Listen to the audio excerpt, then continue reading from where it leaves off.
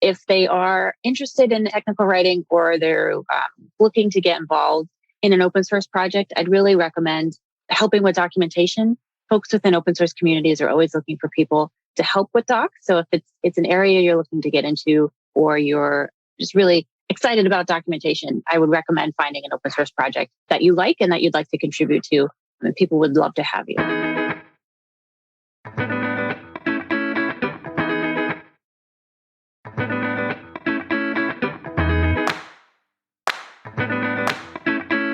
Welcome to the Knowledgebase Ninjas Podcast, where Gowri Ramkumar of Document 360 finds the best SaaS self-service knowledge bases in the world and then interviews their creators. Let's get started with today's episode. Good day, everyone. Our guest today is Abigail McCarthy, Staff Open Source Technical Communications Manager at VMware. Welcome, Abigail, to the Knowledgebase Ninjas Podcast. How are you doing today? I'm doing great. Thank you so much for having me. I'm really excited to be here. No problem, Abigail. So please help us understand a little bit more about yourself, your educational background, and also how did you initially got into documentation? Yeah, awesome. So I like to refer to my transition into how I got into technical writing as sort of a happy accident. I definitely did not think of myself as a strong writer or someone who even liked writing throughout most of school. And I even used to joke when I was getting my degree in computer science that, one of the top reasons why I picked that major is because it had the least amount of writing requirements. So it's really funny to me now that I'm a full-time writer. But once I got out of school, like I said, with my degree in computer science, I was working as a web developer, and I really enjoyed what I was doing, but I was just sort of looking for a change in a different sort of environment. And I happened to talk to a friend who was like, we need a technical writer. Is that something that you're interested in? And after doing a little more research, it was really kind of fit what I was already kind of doing. And as part of my role as a web developer, we had some APIs that I was writing up documentation for and doing some trainings on for people within the company. And it was something I was kind of naturally gravitating towards without even knowing I was doing technical writing. So that's sort of how I got into it. It was a lot of chance encounters, but it's really been exactly what I wanted without knowing what I was looking for, without having the right words to figure out what I was looking for. So it's really a happy accident that I found myself in technical writing. Great. I really like the way you phrased it, happy accident. So, so what's your documentation process at VMware, and who normally gets involved in this process, Abigail? Yeah, so I work on projects that are open source projects. So they're out in the world, out on the internet. So I do pretty much everything out on GitHub and on freely available repositories, code repositories. So my process is really trying to get involved as much as possible within the community to hear what the upcoming features are, what the core maintainer developers are looking to do. So I can get involved early in the process and sort of advocate for docs and understand what the documentation requirements are. And then as things get to be a little more finalized, there's pull request open or the code changes have been made. Take a look further into the details of the product, the design doc, and any related information if there's more information in an issue, or if there have been discussions around what a particular feature is designed to do or intended to do, sort of gather that information from what's been available, and then try myself to take the code and test it myself and make sure everything is working according to what maybe the design doc has said or what the intention of the feature has been written to do, and do my own testing and try to figure out, get a good sense of what the changes are, and sort of maybe either start a draft of the document and then also do interviews if I need to reach out to the people who made the code changes to get more feedback if I have questions, and then put it together a draft and then have that up and for review from anyone who wants to take a look at it, particularly the people who made the code changes, to make sure everything looks okay, and then iterate many times as needed, reviewing, testing, and doing questions, interviews, until we make sure that everything is correct and reflects what the feature does and is presented in a way that is actually useful to our users. And then, go to the publishing steps from there at release time, or if it's something that's not related to release, then just publishing them. Mm-hmm. I think you kind of answered my other question as well with regard to documentation workflow. But if you would like to add more information, please help us, Abigail. Yeah, so I'm not sure if I had too much more to add there. Just really for me, I think it's really important to try to get involved as early as possible and be advocating for docs and for making those changes and making people aware of those changes. A lot of people, they maybe just aren't thinking about the need for docs. So just getting in there as early as possible. So I'm personally aware of the changes that might need to be made, and then also advocating for docs. So it's something that everyone working on the project is sort of aware of as well. Great, great. So let's talk a little bit about your experience so far. So you've been with the VMware for over 3 years, and before that, you had an extensive career as a technical writer for roughly 4 years. So overall, 7 years of experience in the writing stream. So just a couple of things I wanted to get from you is, what were the biggest challenge you've come across, and what were the valuable insights you have gained as a technical writer? That is a wonderful question. I think one of the biggest challenges I had is sort of figuring out how to do documentation within an open source community. So when I first started out, I was working, on a proprietary closed source product. And so I had a lot of control over I was the only technical writer. So I had pretty much ultimate control of the docs, which isn't necessarily everyone's experience if you're on a documentation team. But as someone who was the owner of docs, I had a lot of control and a lot of say of all of the things that went into the docs. And it was done in a sort of a way that I could kind of control the flow and how people presented stuff. But when I made the transition over into open source, there isn't necessarily that gating that there could be in a more of a closed source environment. And I don't necessarily mean gating in a bad way. I just mean there isn't like a group of people focused on docs in a way that there could be in a closed source environment and a proprietary environment, because everything about an open source project is published onto the internet. And anyone should be able to go in and make changes and make contributions. And that's really something we want to encourage, because we want to grow our community, because with having larger community, a larger contributor base, it makes our project overall more long-term sustainable, more users, more bigger and better by having more people involved and by getting more people to contribute. So that was something I really had to kind of adjust my thinking of, when someone is making a contribution to the docs, how to be a little looser in reviewing things and making sure that the ultimate content was correct and presented in a good way, but it doesn't necessarily have to be perfect or how I would have written it up, because I can't just take something that someone else wrote and completely rewrite it, and because then it's no longer that person's contribution. So it was definitely a different mindset. And it's something I still kind of struggle with is trying to make sure to be a positive teaching, coaching influence within a community to help people who maybe are newer to tech writing make their first contribution and make them feel really welcome within a community, so that they want to come back and help out with our docs again. So that will be a kind of a different mindset change that I had to kind of go through. Yeah. Nice. And then your transition to your current role as a technical communications manager. So how were these able to help you to this transition?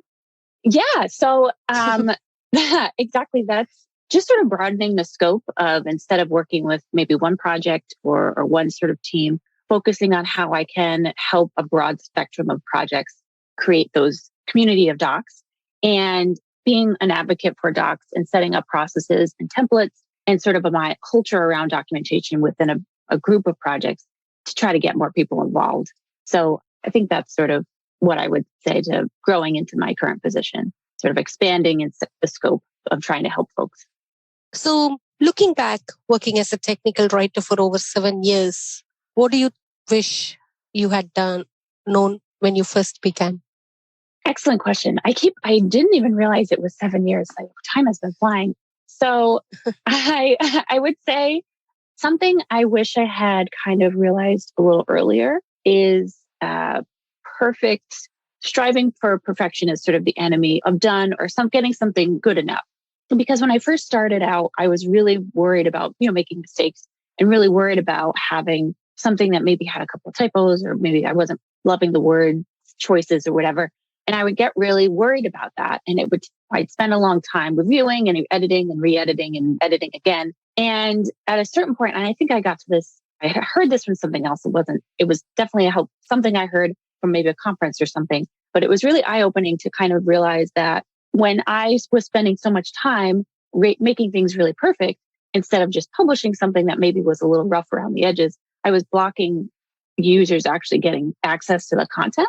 So me spending so much time on review and word choices and asking for all of this stuff and trying to make everything perfect, it was like not putting the content out there to help the users that are not suffering, but the users that are struggling today, trying to troubleshoot their issues, weren't getting access to the content that I had spent so much time revising. So that was something I think I've come to kind of realize is getting things as in good enough shape as possible. And that it's better to have something published today that is maybe a little rougher around the edges and you can kind of make issues and go back to it eventually, later, than to hold something until you feel like it's like the perfect piece of documentation. Because there's users who are out there struggling now, and they would appreciate having something that's maybe a little rougher than having something that's perfect, but 2 weeks late. So that's something I wish I had kind of come to realize earlier, but I definitely think it's probably something I had to learn best through experience and, having these things happen. So on those same lines, what advice do you have for technical writers striving to later become managers in this space? So that's a great question.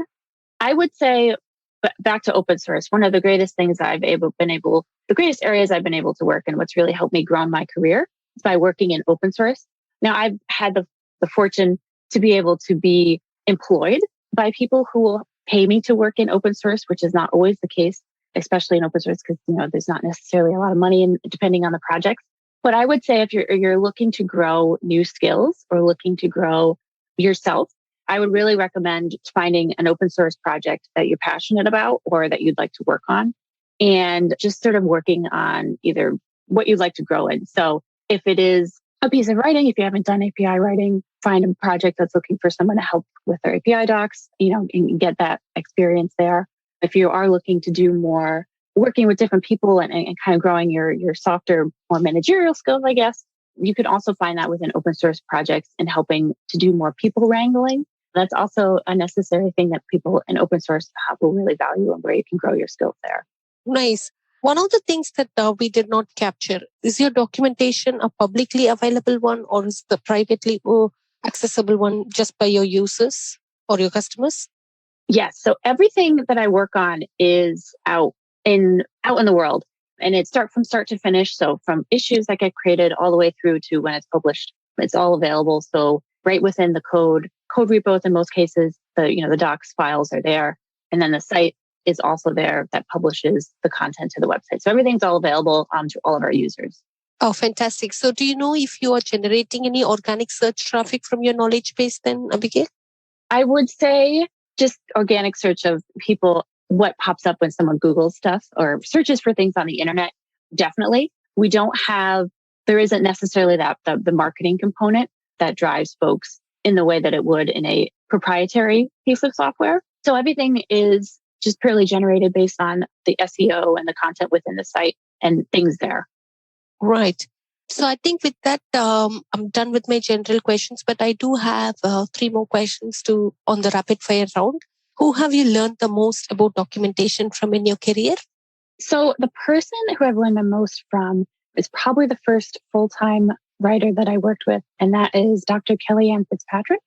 And she was a really incredible resource when I was first starting out in my career. Because like I said, I didn't even really know what technical writing was when I first started.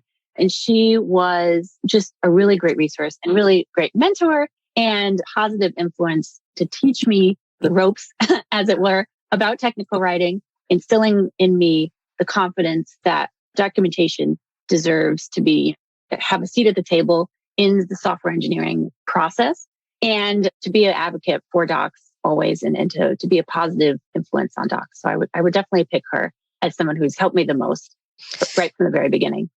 Great. Thank you, Kelly. Can you share a documentation related resource you have consumed recently?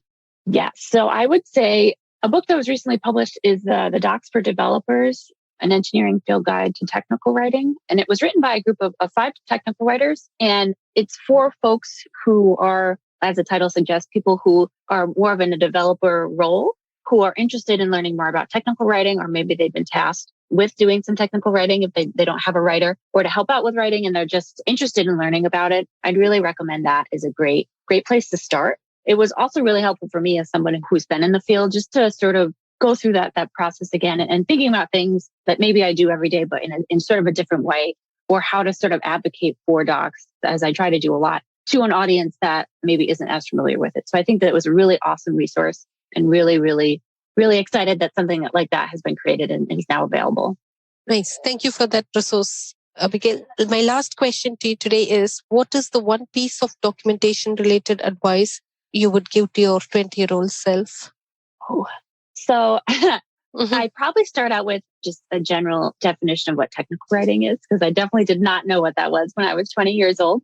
But I think my other piece of advice my real piece of advice, because I was just joking before, is spend a little more time on writing, because I had always never felt myself to be a really good writer. And I still don't feel that way. I still feel like I'm not a great writer. But I definitely would recommend to myself to spend more time learning some grammar and learning more of the parts of English, which is, what I read in, because I think that would help me be a little more confident in my writing now. I think I have a lot of confidence in my more technical abilities and abilities to organize the information. But when it comes to just purely writing skill, I always feel a little lacking. So that would be something I'd recommend to myself. I also think it's always really valuable to be constantly learning and growing different writing skills. That would be what I recommend. That's great. So thank you once again for joining this session. Abigail, is there anything else I missed to ask you today that you would like to share with us? I guess just another plug to see out to people if they are interested in technical writing, or they're looking to get involved in an open source project. I'd really recommend helping with documentation. Folks within open source communities are always looking for people to help with docs. So if it's an area you're looking to get into, or you're just really excited about documentation, I would recommend finding an open source project that you like and that you'd like to contribute to. And people would love to have you. Nice. Thank you for that piece of information to Abigail. So good luck with all your future projects, and have a lovely day. All right. Thank you.